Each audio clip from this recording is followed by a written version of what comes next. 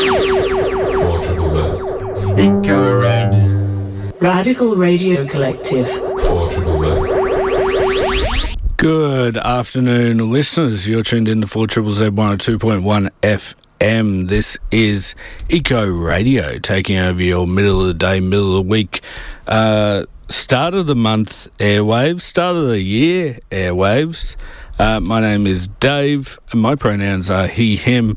I want to start off by acknowledging and paying my respects to the custodians on the country in which we broadcast. We're located in the city of Mungangin, or Mianjin, on Turrbal Yagara Yugapa land. I also want to acknowledge and pay my respects to all Aboriginal and Torres Strait Islander people who are listening in today. Our radio waves reach Kabi Kabi and Yinnabarra country in the north, Waka Waka country in the west. In the east, we pay our respects to the Kornhauser people, and down south we reach the Commonwealth, the Garagal, Mununjali, Wanjerabara, Yugambeh and Bunjalung countries. Thank you to No Idea for all the great ideas. I really like a recap show, just showing off the amazing storytelling and information communication talents that this station has, particularly No Idea, which I know is a lot of people's favourites. Today on the show, we are going to be talking to Rose O'Hagan from Save Victoria Park about the newly released plans for the Olympics. I will also bring you an interview with Claudia Ferry from Watergum. We will be talking about this year's Great Cane Toad Bust that is kicking off on the 17th of this month. So stay tuned for all this eco radio info. But No Idea kicked off their show with a Rage Against the Machine, Killing in the Name, which is it's a very apt song for this start of the year. Well, I want to see their Rage Against the Machine and raise it one with One Day as a Lion. This is Zack De La Roca's it's not a solo project, it's a two-piece, but he formed this after Rage, and this song is If You Fear Dying. You're listening to Eco Radio. This is 4ZZZ.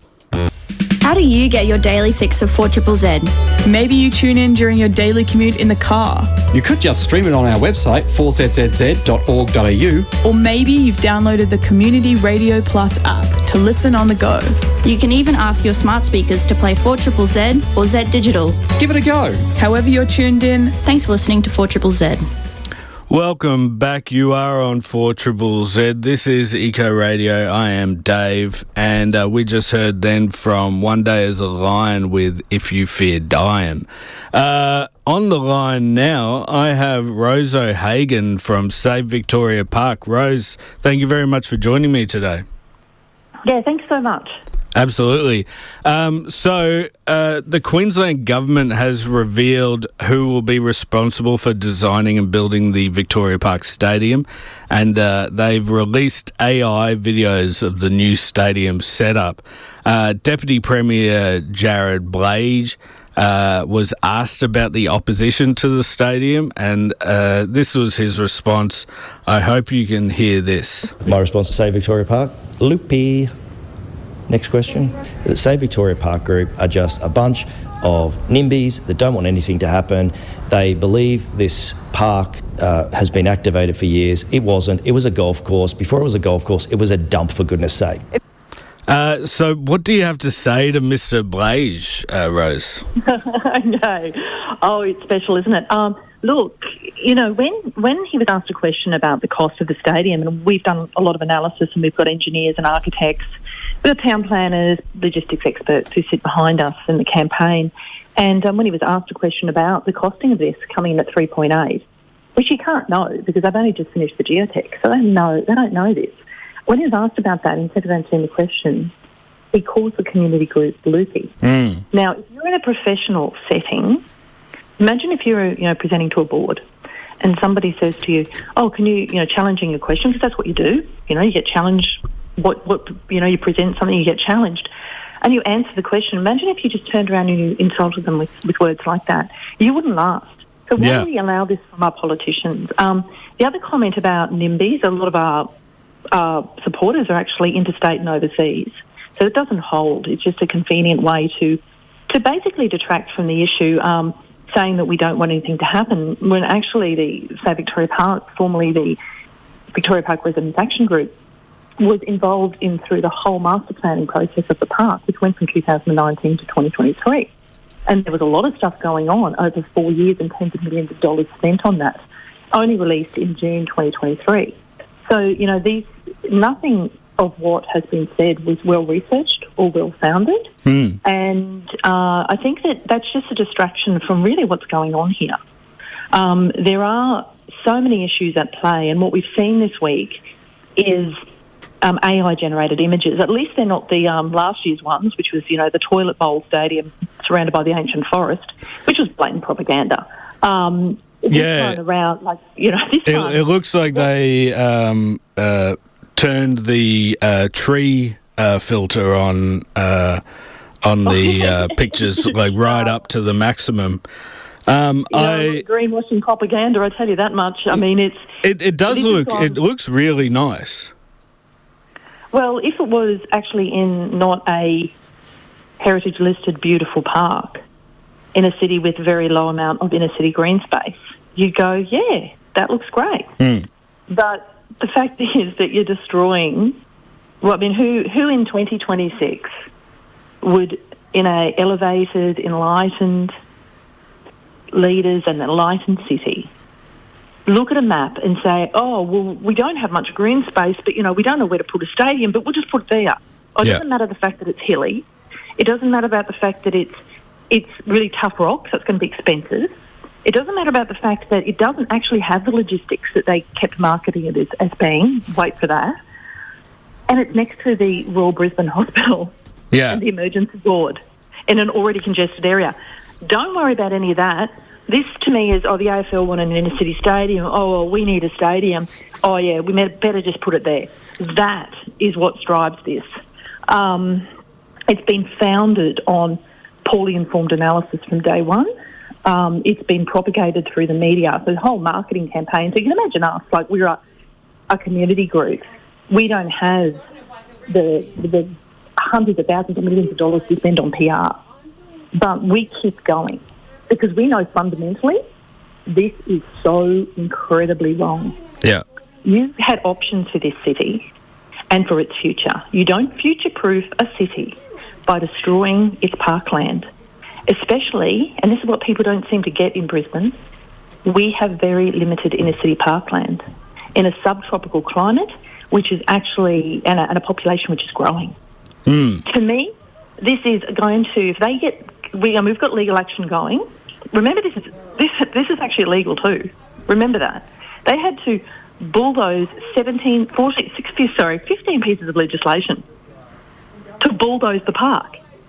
I mean, if you think about that, this is actually hitherto illegal. Yeah. So it's also what has been released is only some renderings, as they're called, not any specific plans. When I interviewed Dr. Neil Peach last year, he said that the government continues to make announcements about how great the stadium will be so that the public will believe the stadium is already concluded, and that there's no point to oppose it. That's what they're based on, yeah. Look, if you think about what's happened, this was pushed. So the master plan was finished after 4 years of consultation. So that went from 2019 to 2023. The park was only just open to the public.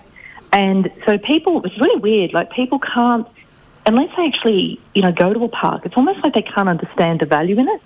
And that's why we say to people, get up there, because if they get up there, sometimes it clicks. So what was strange with this is that, Labor were fumbling around with, the Olympics, and they were like, I'll get the Gabba, and there was community opposition. And then they handed Graham Quirk, this 60-day review. Now, he seemed to go outside the terms of reference on this because the cost of this is going to come in well above the $7.1 billion originally proposed for the Olympic program. I'm certain of it. But regardless of that, these sort of came in sort of out of nowhere. So the master planning had just been finished. So that's 4 years of work. And I was like, it just came in. And I was like, well, where did this come from? How did this even get pushed on the table?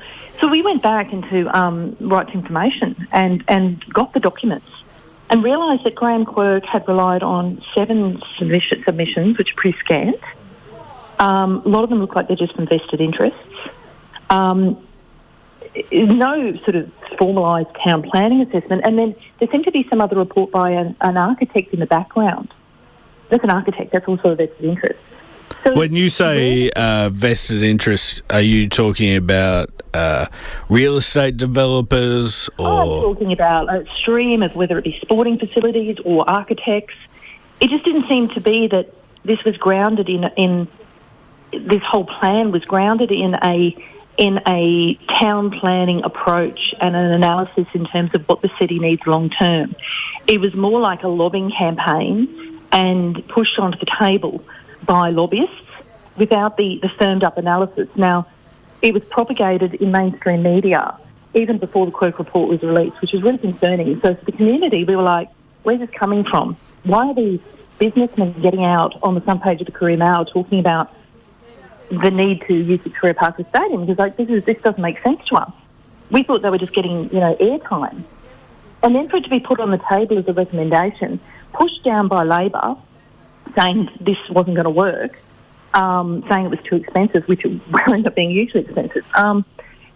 But, Labor then sort of fumbling around themselves at the time. So then what you ended up doing was a year of, propaganda. And we got the LNP saying, no new stadium. But in my experience, all you need to go out was on a Friday night in Brisbane to find out that the stadium was well and truly likely to be on the cards, going through this 100-day review over Christmas. And then it happened as we expected, and exactly what we thought. Yeah. They pushed the stadium, and it's using the same sort of.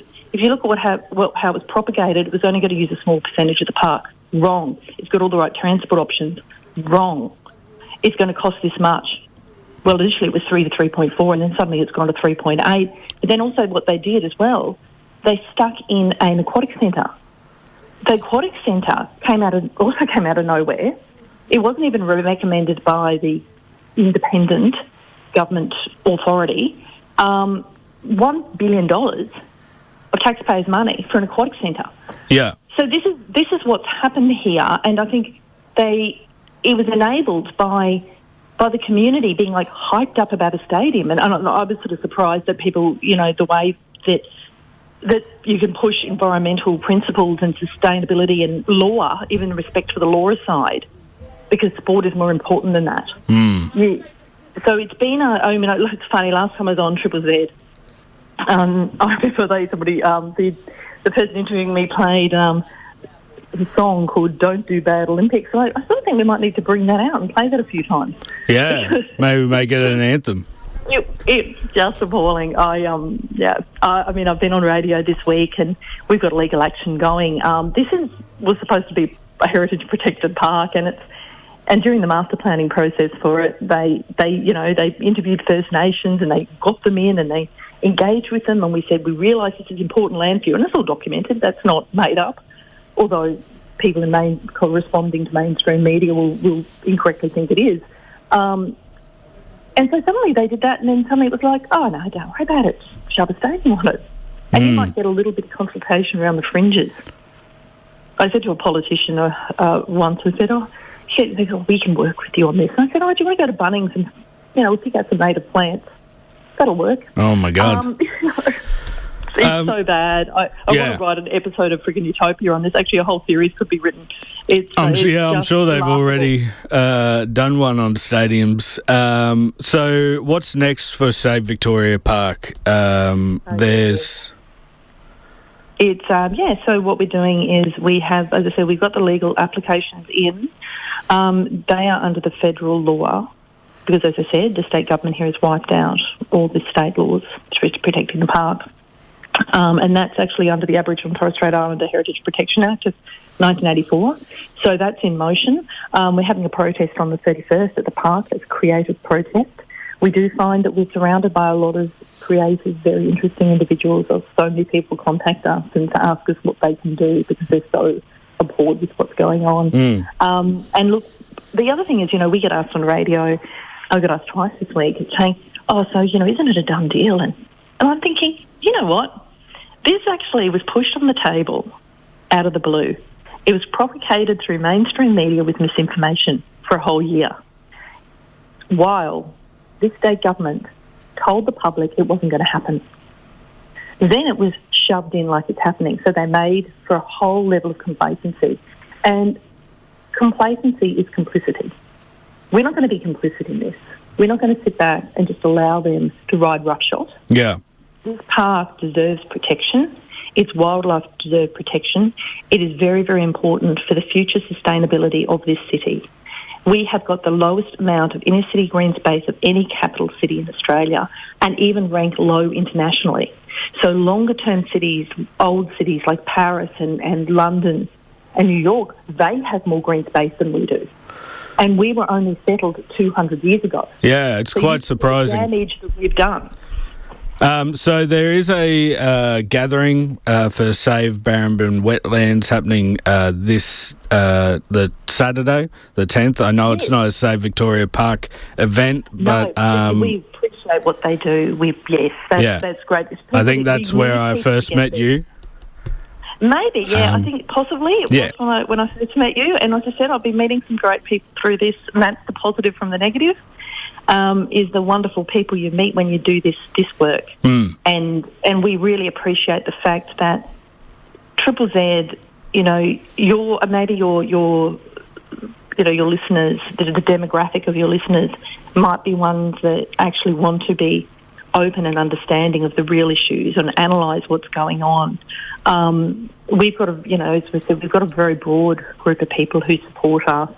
Many people are. We've got Campbell Newman. Even Campbell Newman is against it. Newman, and who would have thought that he was the first major person to get up and talk about this? Yeah. It's so inherently wrong that it's actually quite sickening.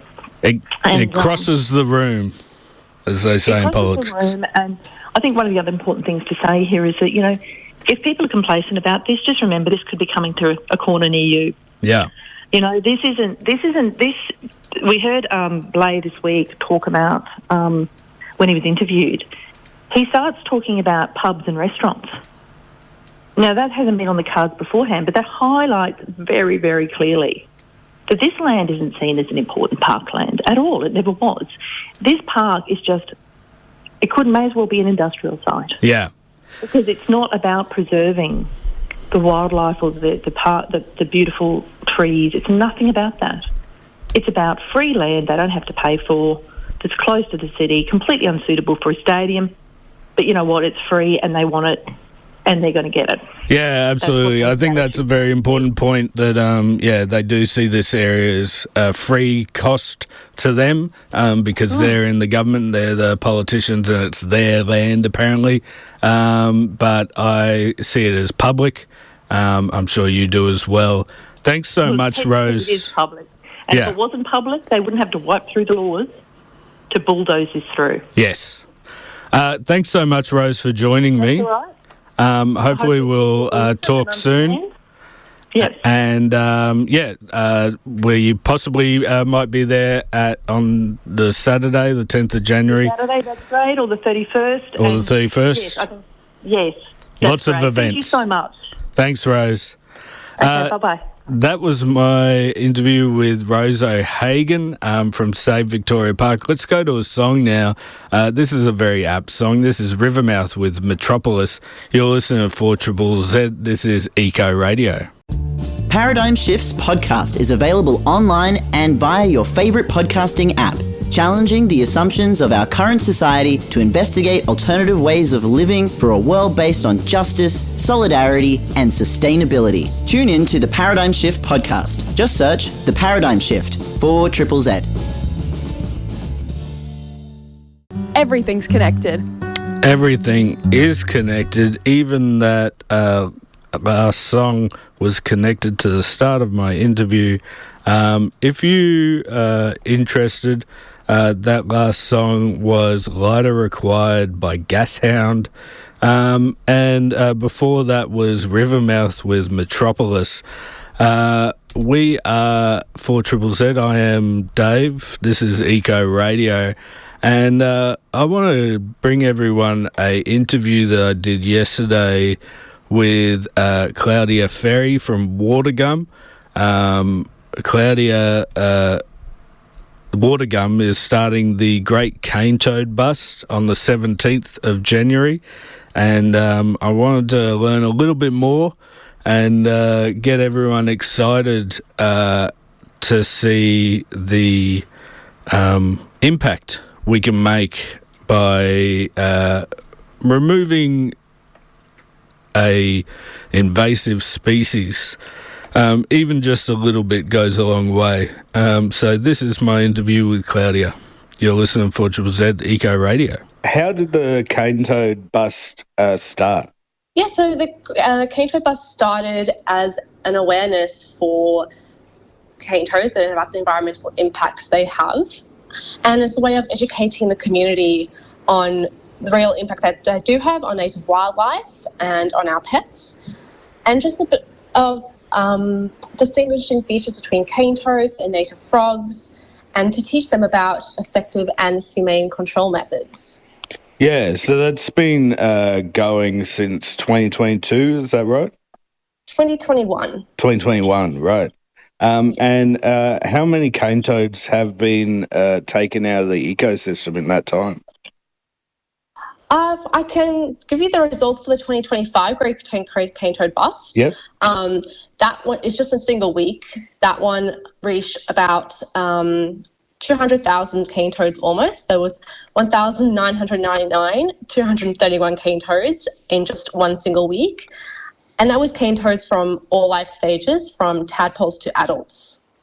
Yeah, so the cane toad bust is... the majority of it is people getting together and extracting adult cane toads from the environment.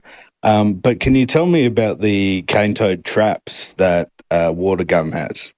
Yes, absolutely. So the cane toad traps were developed because there was a gap. We understood that there were thousands of tadpoles, and we wanted to find a way to break that breeding cycle so that the cane toads didn't grow old to cause more damage. So the lure portion of the trap was first made by researchers at the University of Queensland.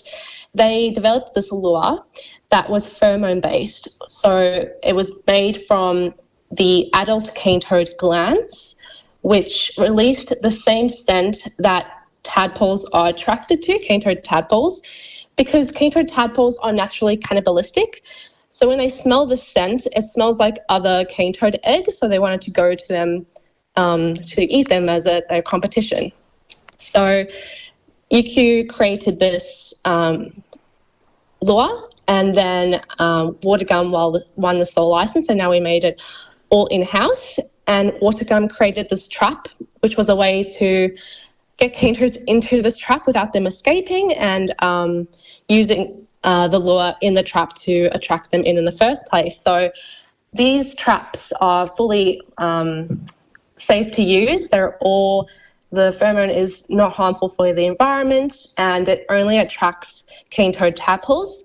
Native frog tadpoles and fish, they're not attracted to the lure itself. Yeah, it's interesting that cane toads are so cannibalistic that they'll eat each other in their early stages of life, and yet they're still exploding in numbers. I think it just goes to show how invasive this species is. Can you tell me, where do people set these traps? Can you set them in, say, a dam? If people have a dam on property, do you set them in creeks? Yeah. So if you have any form of water body ready on your property, like a dam or a creek, even a pool or pond, even large puddles, it's perfect to set the trap. Oh, right. Yeah. Oh, okay. So where have the traps been used at the moment? Do people use them in catchment groups, or is it mainly private property owners? Yeah, that's a great question. So we have a lot of private property owners who do use the traps on their dams or creeks. We also have a few organisations who, like mining organisations or construction organisations where artificial water is created, who use them on their sites. And also a few councils. We have a contract with, for example, Tweedshire Council, where we're going out into the public creeks and trapping some cane toads. I think we also have a few, golf courses where there's artificial water who use the traps. So, yeah, it's a great, it can be used really anywhere where there's a body of water. Do you have any numbers on how many toad poles are being taken out of the system? We've got a database that's ongoing for this whole cane toad season. So we always encourage people to submit their data when they receive our traps, because we have a live capture base on it. Oh, okay. It's publicly available.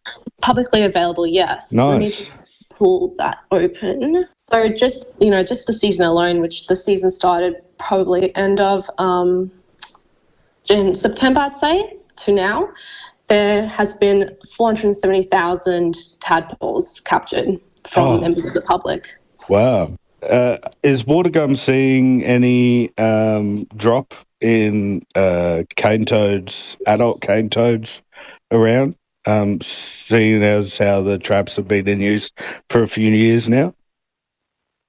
Yeah, if people do consistent cane toad busting and consistently use the traps, we've got reports from people who are using the products that they have noticed a reduction in the numbers they're seeing. We get feedback that people can hear the native frogs croaking again in the backyard, and they haven't heard that in a while. So there's kind of live, real data showing that the traps are working. It's always, if it's consistent busting, that your local area can see real difference. Yeah, because we're seeing that cane toads have expanded into Northern Territory and now WA. Yes.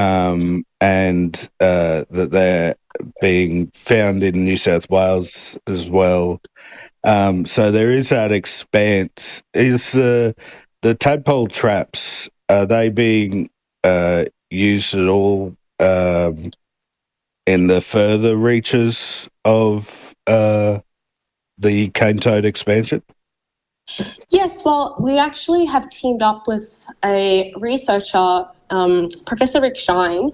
He's pursuing this research on Peter Pan toads, where it's a whole genetically modifying, and so they don't grow old and become adult cane toads. Oh. He's currently using the traps as part of his research to support his studies. That's kind of in its preliminary stages at the moment, but it just shows you it's a way that it can be used to actually help long-term impact. Yeah, nice.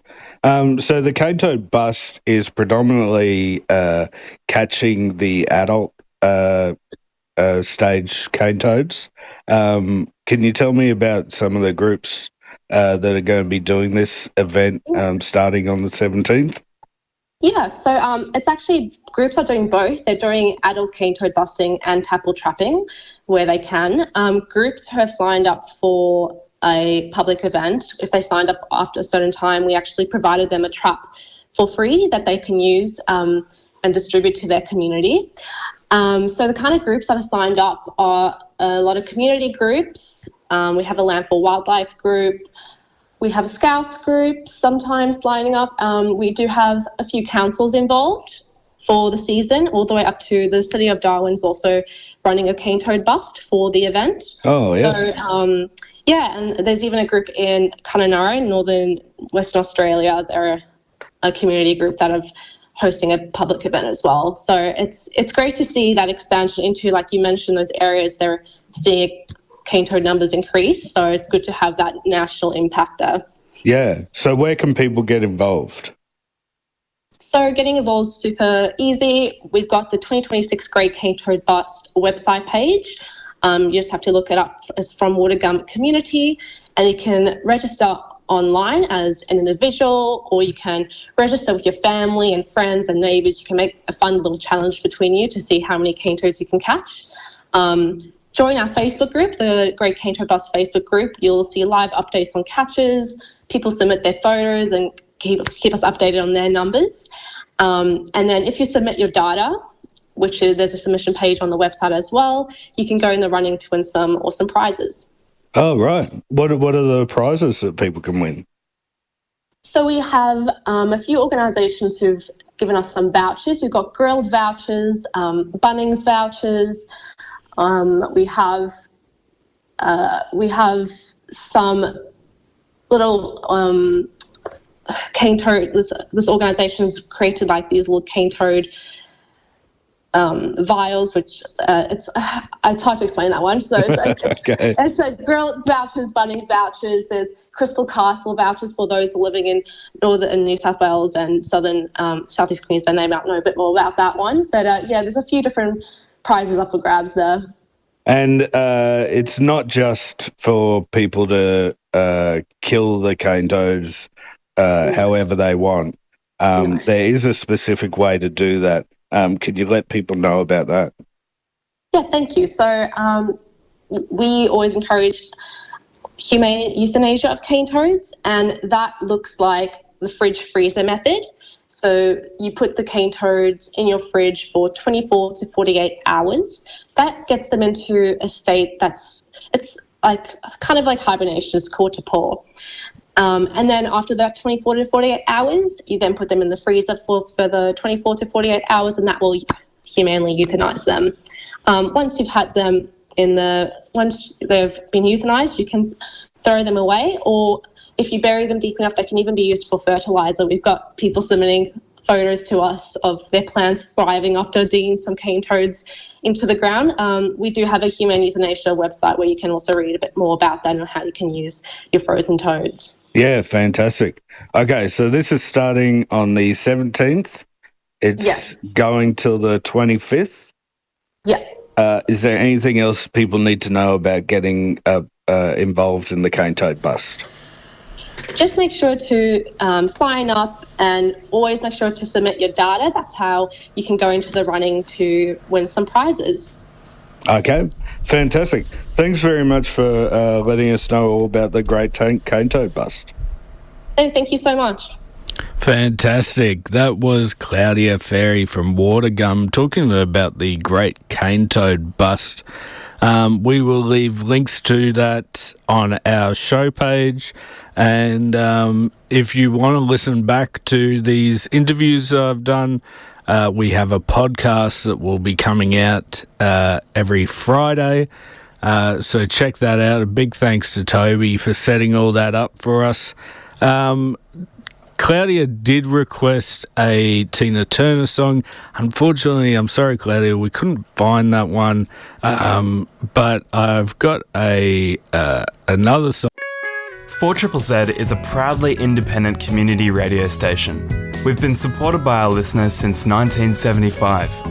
If you like what we do, you can support us for a whole year by subscribing to 4ZZZ online, over the phone, or in person at the station. Visit 4ZZZ.org.au/support for more details on how to keep community radio thriving.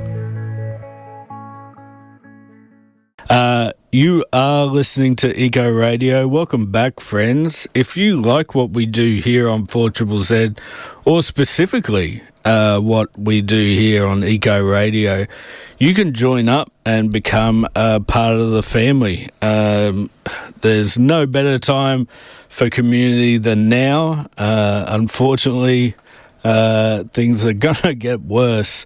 You can subscribe for as little as $25 for under 18 or a pet, and a pet can be anything in your natural environment that you like to look after.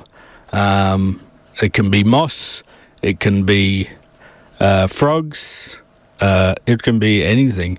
I've got a couple of possums that love to live in a shed. One of them is signed up as Professor Plums. So that's always nice for them.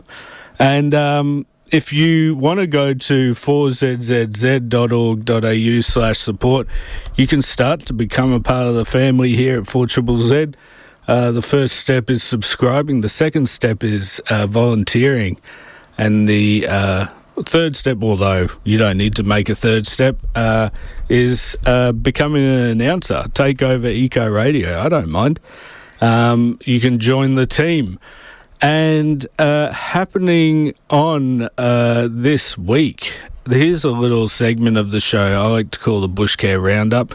It is a weekly collation of environmental and peace volunteering activities or events that you can be a part of.